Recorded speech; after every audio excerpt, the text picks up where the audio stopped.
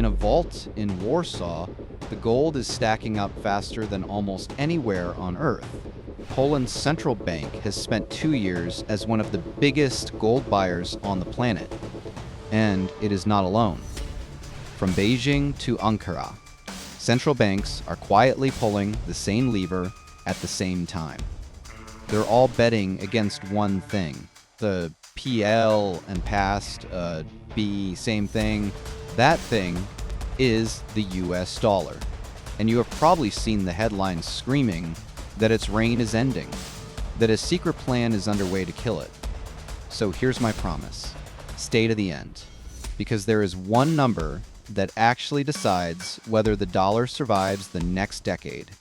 And it is not the one everyone is watching. By the end, you'll know which number to watch and whether the panic is real. Quick line before we go further. This is geopolitics, not investment advice. Start with the gold because it's real. In 2024, central banks bought more than 1,000 tons of gold, the third year in a row above that mark. Poland led the pack, buying it by the 100-ton and openly aiming to hold a fifth of its reserves in metal. Now, why would the safest institutions in the world suddenly crave a rock you can't earn interest on? One word, 2022. When sanctions froze a huge slice of Russia's reserves overnight, every central bank on Earth learned the same lesson. Dollars in the system can be switched off. Gold in your own vault cannot. This part of the story is true. Now here's where the hype takes over. The headlines say a rival is coming, that the BRICS group is about to launch a new currency, gold-backed, to dethrone the dollar. And the group is real. It's expanded to 10 members, nearly half the world's people.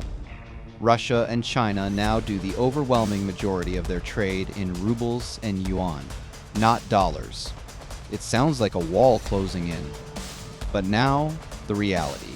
The part the panic videos leave out. As of 2025, there is no BRICS currency. None. The gold-backed unit is a slide in a presentation, not money you can spend. And to see why it's so hard to build, follow the dollar's real moat. Not how many barrels or reserves it holds, but how the world actually does business. The dollar still sits on roughly 88% of all foreign exchange trades. It handles close to half of all global payments. China's yuan, around 3% of payments, and under 2% of the world's reserves. Why so low for the world's biggest exporter? Because to truly rival the dollar, China would have to let money flow freely in and out of its borders. And an authoritarian state that controls its currency to control its economy is not about to hand that wheel to the market. So let's measure the actual decline, honestly. The dollar's share of global reserves has slipped from about 71% in the year 2000 to roughly 57% today. That sounds like a slow-motion collapse. But look where the lost share went.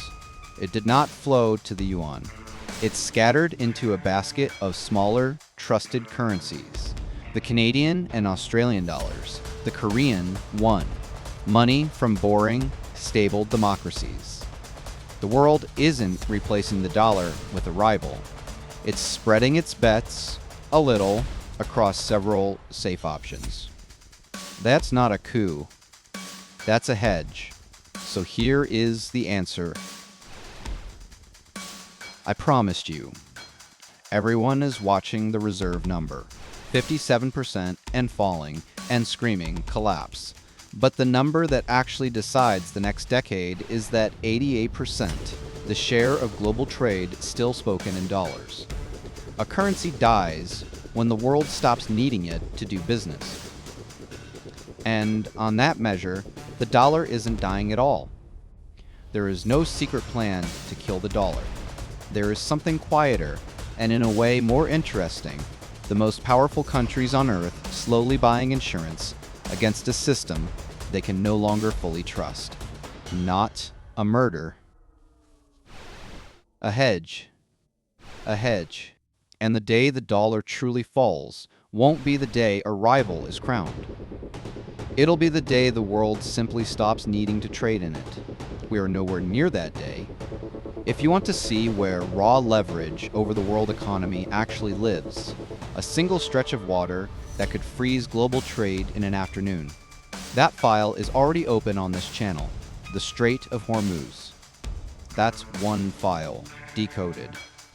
Country Cipher opens the money, power, and secrets of the world's countries. One at a time. Subscribe until none of it stays buried.